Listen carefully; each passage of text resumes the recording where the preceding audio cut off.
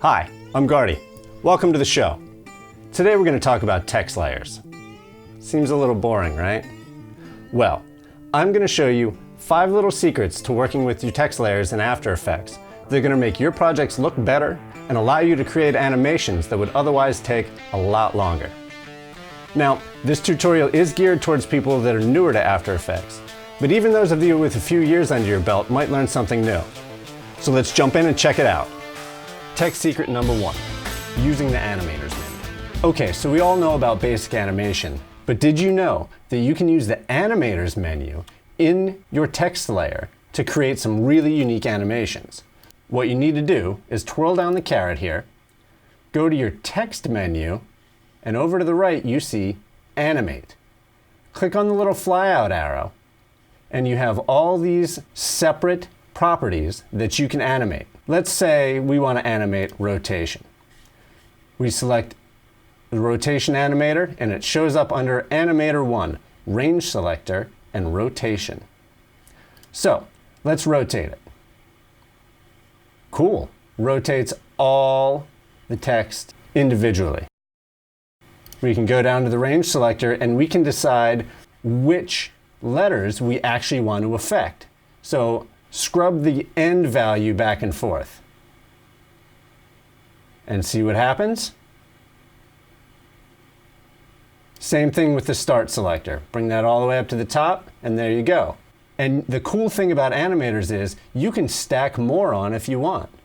So let's add another one. Let's add opacity. So opacity, we can turn down the opacity, but nothing happens. Why? Because we're at the end and we still have the range animator selected. So let's go back to the beginning and see what happens when we adjusted that opacity to 0. As we scrub through, not only does the opacity go up from 0 to 100, but it also rotates.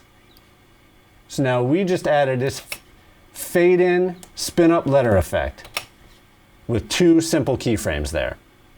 Look through the rest of the animator menu and play with all these different things and see all the cool stuff that you can do.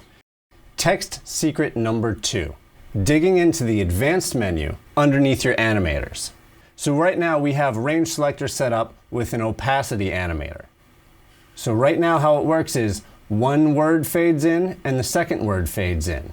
When we twirl down our advanced menu, the second one right here, based on, this drop-down menu determines how your text will fade in or be affected with any of the other effectors. If we change this to characters and go back to the beginning, it's going to come in, fade in on a per character basis. We could change it to lines, so the entire line fades in at once. And if we added more text to this, line 2, and go back to the beginning, the first line will fade in, then the second line will fade in. Pretty neat, huh? But there's even more in there. Let's get rid of this second line, because we don't need it. Now, the shape is very interesting right here. Ramp up, ramp down, triangle, round, smooth. This gets tricky on the back end about how it actually works, but the basic is it's going to affect the way your fade in works differently. So let's change it to ramp up. We go down to the beginning, and I'm going to base this on characters. It looks like a nice, real gradual fade.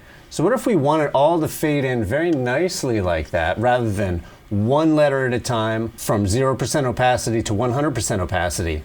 Well, here's where this offset setting can come in. It's at 0 right now, but this can go down to -100. So check it out. All the way down to -100. So let's keyframe this offset here too.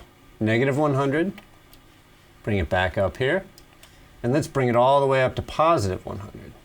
So now when this fades in, we have a nice gradual fade in across all the letters. You can change these shapes to play with different ones to see how they work and create some really unique stuff with it. Text secret number 3, using paths. So something really unique you can do to get your text to deform in a certain way is use mask paths. So with your layer selected, go ahead and select the pen tool and create a nice, smooth Bezier curve. All right, great. That's all we need to do. We don't even need to close that mask. Let's click away from it.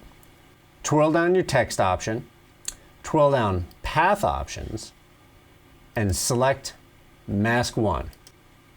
And look at what happens. This text snaps itself to your Bezier line. Once you select your mask, these other options appear. We're going to skip these first 3 for a second and focus on first and last margin. These are basically your motion animators here. So let's just click last margin and drag it and see what happens.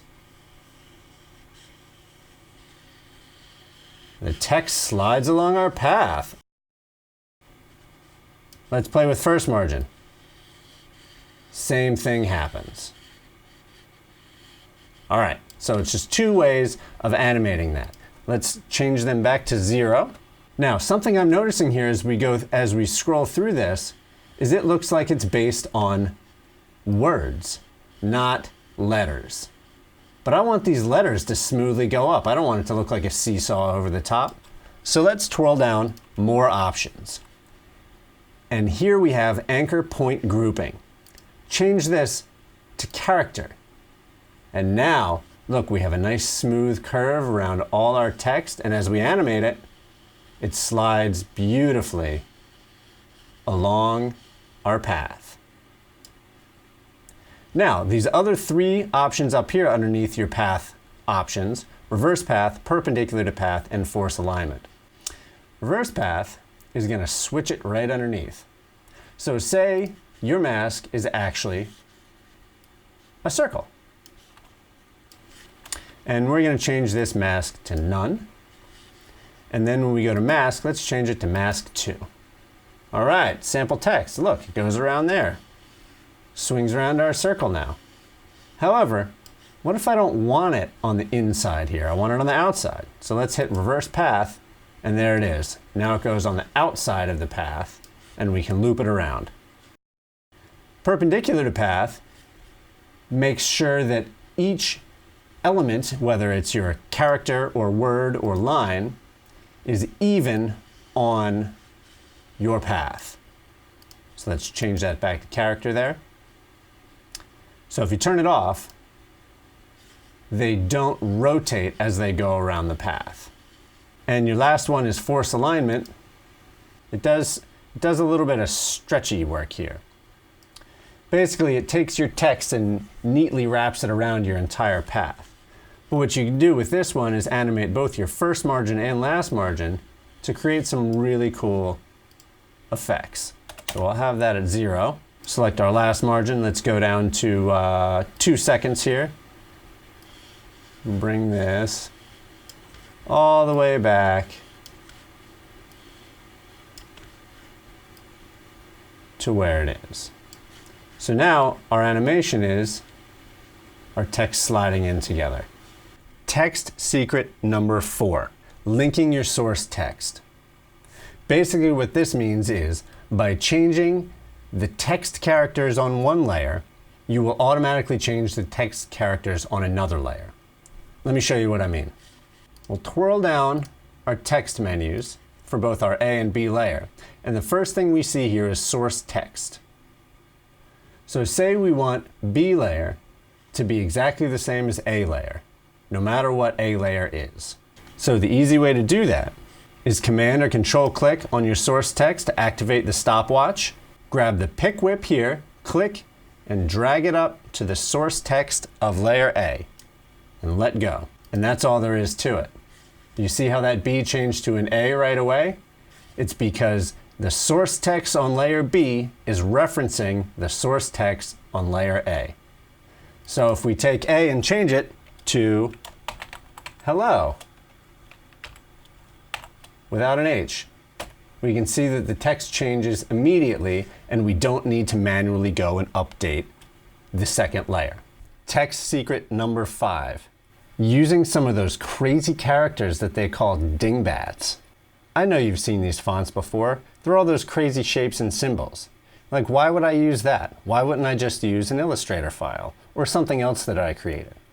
Well, the reason is because you can take advantage of all the text animators that there are when you use these Dingbat files. Here's a quick little sample. I selected Zapf Dingbats. It's one of the text files that I have on my computer. You can find thousands of these font files online for free or for paid. You're sure to find one with the graphics that you want to use. But just for my sample here, I am going to select a snowflake. And you know what? I want a bunch of snowflakes. So there's a bunch of snowflakes.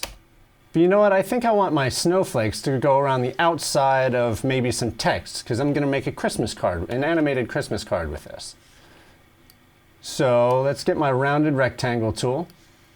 Let's create a little maybe Christmas card shape. Change our mask mode to none. Twirl down text, twirl down path options, select mask 1. I'm also going to want a reverse path because I want them on the outside. And maybe force alignment. Now look at that. Cool, right? So by taking advantage of these Dingbat files, you can create some really cool animations with some really cool vector shapes and not lose any resolution if you scale them up or scale them down. And you can take advantage of all the cool animators that still exist for this. So we can do our range selector again, add our opacity, start at 0, bring it back up to 100. And here, now they show up like that. Or maybe we want them to just spin around this real slowly, right? So we can animate our position. Set a keyframe there. Let's drag it back to the beginning. And then animate the X value. Maybe we do 360. Now as we scrub through, we can see our snowflakes are going around our Christmas card. It's so cool. Okay, that's it. Thanks so much for taking the time to check out this tutorial. I really hope you learned something. If you have any questions, please leave them in the comments and I'll do my absolute best to get back to you as soon as I can. Or if you have any other tech secrets of your own, please feel free to share them. If you like this video, please give it a thumbs up and subscribe. I'll see you next time.